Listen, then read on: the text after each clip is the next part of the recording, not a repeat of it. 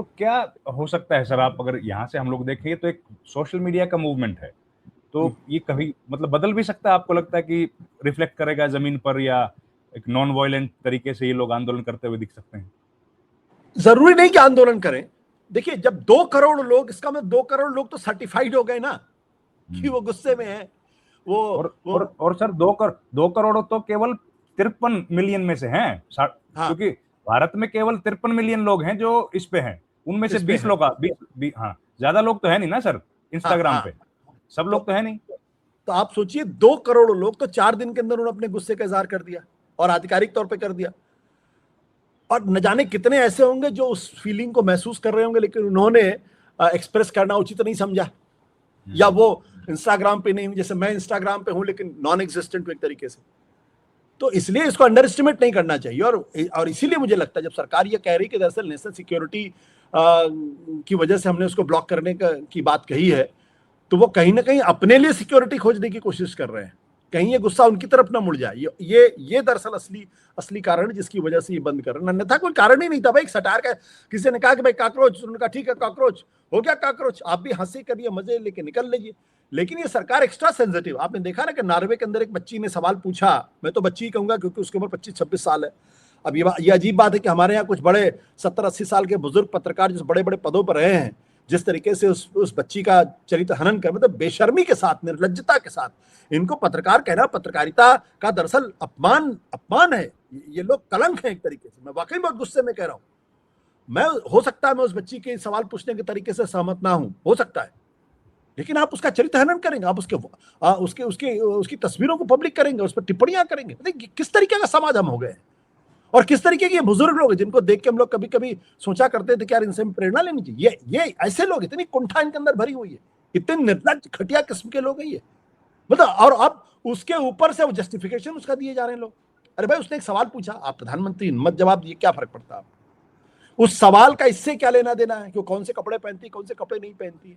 तो जब समाज में इस कदर विद्रूपता फैल जाए, और उससे ज्यादा खतरनाक बात यह है, उस विद्रूपता को जस्टिफाई करने, उस घटियापन को जस्टिफाई करने के लिए बड़े बड़े लोग तर्क देने लगे, तब ये समझ लीजिए कि उस समाज निश्चित तौर पर उसमें कोई गहरा रोग लगा हुआ है, और बहुत गहरे पे जाके वो रुग्ण हो चुका है, और उसका उपचार होना बहुत जरूरी है। और अगर उपचार नहीं हुआ तो फिर वो किस हालत में पहुंचेगा कोई नहीं कह सकता, क्योंकि समाज की अपनी गति होती है, इतिहास की अपनी गति होती है, इसलिए रुग्णता लंबे समय तक नहीं चल सकती।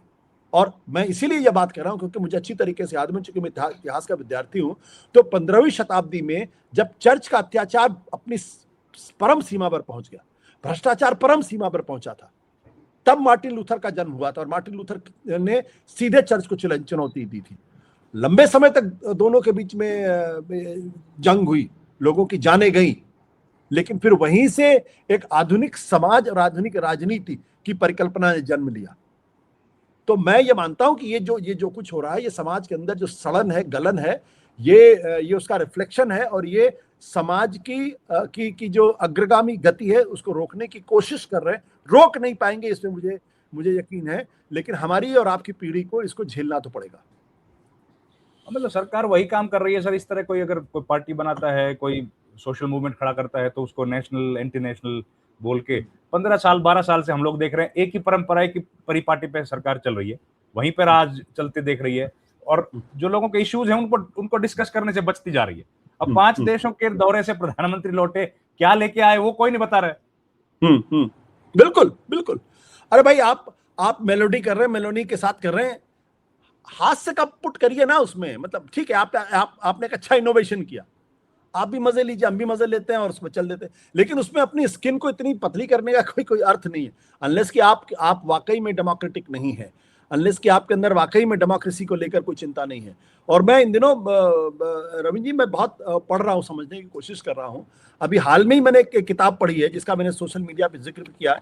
इस किताब का नाम है हाउ डेमोक्रेसीज डाई, और उसमें 2 चीजें बड़ी इंपॉर्टेंट बात कही गई। पहली बात उन्होंने ये कही है कि वो डेमोक्रेसी सस्टेन करती हैं जिसमें जो लिखित में कानून है या जो लिखित में संविधान में है, उससे इतर, उसकी भावना के हिसाब से जो नॉर्म्स है, कन्वेंशंस हैं, उससे चीजें चलती हैं। और इसलिए उन्होंने लिखा है कि इंस्टीट्यूशनल फॉरबियरेंस, यानी संस्थानिक सहनशीलता, फॉरबियरेंस और म्यूचुअल टॉलरेशन, एक दूसरे को सहने की शक्ति कि और उनका कहना है कि डेमोक्रेसी तब अचानक नीचे जाने लगती है और उसकी मृत्यु के कारण स्पष्ट होने लगते हैं जब सत्ता पक्ष और विपक्ष एक दूसरे का सम्मान करना बंद कर देते हैं और एक दूसरे के प्रति ऐसे शब्दों का संबोधन करते हैं जो आम जीवन में नहीं किया जाता है।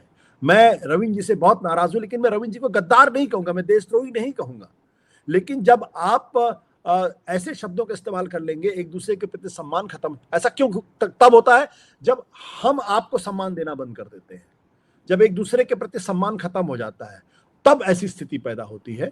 तो ये सारी चीजें सरकार को एहसास होगा या नहीं एहसास होगा, ये तो खैर अलग तरीके का प्रश्न है, लेकिन मेरा मानना यह है कि ये एक लंबी जिसे कहते हैं अधोगति की तरफ जाती हुई चेतना का प्रमाण है और ये लंबे समय तक नहीं जा सकता। इसमें जरूर कहीं ना कहीं से एक रोक लगेगी, लेकिन हो सकता है कि हमारे जीवन काल में ना लगे, लेकिन रोक जरूर लगेगी। लेकिन जो कुछ भी हो रहा है वो बहुत ही घटिया, बहुत ही तकलीफदेह है। ये एक कल तस्वीर आई सर, आपने भी देखी होगी, ये कल एक तस्वीर आई, तो सर इतनी बड़ी तस्वीर आई, देश भर से सारे मंत्री परिषद के सदस्य आए, उन्होंने गाड़ियों में काफिलों में चल के आए, तेल फूक के गाड़ियों का पेट्रोल जला के आए। सर एक प्रेस रिलीज ही जारी नहीं करी सर, कुछ तो बता देते क्या डिस्कस कर रहे हो। देश यहाँ पे मरे जा रहा है, लोग परेशान हैं कि भाई कोई बहुत बड़ा संकट आर्थिक तौर पर आने वाला है, एक प्रेस रिलीज जारी करना उचित नहीं समझा। इतना बड़ा महकमा पीआईबी का किस लिए बना रखा है? बिल्कुल बिल्कुल, मैं आपकी बात से समझ, जब सरकार को कुछ छुपाना होता है तब सरकार इस तरीके के हथकंडे करती है। अन्यथा मैं तो एक मामले में ट्रंप का बहुत बड़ा सपोर्टर हूं, एक महीने में लाख गालियां उसको दो, लेकिन उसी न्यूयॉर्क टाइम्स में जाके वो इंटरव्यू भी देता है, उसी CNN। ऐसा कोई मौका नहीं होता जब पत्रकार उसे सवाल ना पूछे, और हर सवाल के जवाब में वो कुछ कुछ उल्टा बोलता है, फेक न्यूज, बकवास न्यूज सब बोलता है, लेकिन सवालों के जवाब देता वो आदमी, भागता नहीं है किसी के सवाल से। और यही लोकतंत्र की पहचान है कि मैं आपसे सहमत हूं या असहमत हूं, लेकिन आपके सवाल पूछने के अधिकार को मैं रोक नहीं सकता। जिस देश के अंदर RTI की क्रांति हुई, जिस देश के अंदर ट्रांसपेरेंसी लाने की बात की गई, उस देश के अंदर ट्रांसपेरेंसी को, पारदर्शिता को, RTI के आंदोलन को पूरी तरीके से खत्म कर दिया गया है, खत्म कर दिया गया है। और ये सब कुछ किया जा रहा लोकतंत्र बचाने की दृष्टि से, लोकतंत्र बचाने के तर्क को देकर। जब देश में इतना बड़ा संकट है और आप इतनी बड़ी मीटिंग कर रहे हैं, तो ब्रीफ करिए ना भाई, क्या करना चाहते हैं आप, क्यों नहीं आप ब्रीफ करना चाहते? क्योंकि उनको मालूम है कि अगर वो ब्रीफिंग करेंगे तो उसमें 10 सवाल और खड़े होंगे। पहला सवाल तो ये होगा कि आज आप ये मीटिंग क्यों कर रहे हैं? जब 28 फरवरी को युद्ध शुरू हुआ था, क्या तब आपको इस बात का अंदाजा नहीं था कि ये क्या रुख अख्तियार करेगा?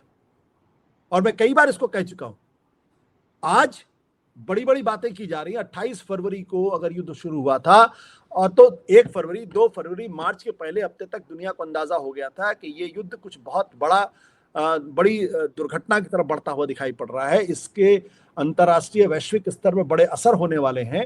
लिहाजा पहला काम प्रधानमंत्री को करना चाहिए था कि लीडर ऑफ अपोजिशन को बुलाते, उनसे बातचीत करते। दूसरा कदम उनको उठाना चाहिए था, सर्वदलीय बैठक बुलाते और उसमें चीजों को ब्रीफ करते और उनसे सहमति और साथ ही साथ उनकी मदद की दरकार करते, और फिर देश एक सुर में फैसला करता कि हमें ये 5 चीजें करनी है। हमारे आपसी मतभेद जो है सो हैं, वो रहेंगे, और हम एकजुट होकर इसका सामना करने की कोशिश, और फिर जरूरत पड़ती तो पार्लियामेंट का विशेष सदन बुलाया जाता।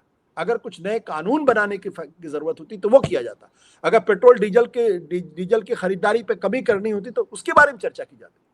लेकिन जब सरकार हर चीज का क्रेडिट लेना चाहती है, सरकार नहीं, प्रधानमंत्री हर चीज का क्रेडिट लेना चाहते हैं, तब लोकतंत्र धीरे धीरे करके उसको कमजोर किया जाता है। और ये भारत के कमजोर होते हुए लोकतंत्र की निशानी है कि इस देश के प्रधानमंत्री विपक्ष के नेता पर तीखी टिप्पणियां करें, ऐसे शब्दों का इस्तेमाल करें जो नहीं करना चाहिए, और नेता विपक्ष प्रधानमंत्री को गद्दार कहे।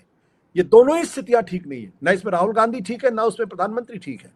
लेकिन मैं तो टीवी चैनल्स पे जाता हूं, इसलिए मैं कह सकता हूं, जिन शब्दों में सोनिया गांधी, राहुल गांधी का जिक्र किया जाता है वो डेस्पिकेबल है। वो एक स्वस्थ समाज में उसके लिए कोई जगह नहीं है। तो ये जो तस्वीर है, ये तस्वीर दरअसल इस बात का रिफ्लेक्शन है कि इस वक्त हमारे देश की राजनीति में क्या गड़बड़ है। आज आप 20 मई को ये मीटिंग कर रहे हैं, हमारे ख्याल से 20 मई की ही डेट होगी, यस, 21 मई को आप ये मीटिंग कर रहे हैं। ये मीटिंग तो आपको मार्च के पहले हफ्ते में करनी चाहिए थी। तब आप तो चुनाव लड़ रहे थे, और ये पहली बार ऐसा नहीं हुआ है। आपको अच्छी तरीके से याद होगा कि जब कोविड का संकट आया था उस वक्त भी लॉकडाउन कब लगा था, जब मध्य प्रदेश के अंदर भारतीय जनता पार्टी की सरकार बन गई कांग्रेस के तोड़ के। तब तक आपको चिंता नहीं थी, उसका आपने इंतजार किया। और जब बंगाल के अंदर चुनाव हो रहे थे, कोविड की महामारी फैली हुई थी, लोग सुप्रीम कोर्ट चले गए, तो सुप्रीम कोर्ट ने आपको जगाने की कोशिश की। स्मेल द कॉफी, मैं तो अच्छी तरीके से याद है, सुप्रीम कोर्ट की टिप्पणी थी कोविड के मसले पे, स्मेल द कॉफी।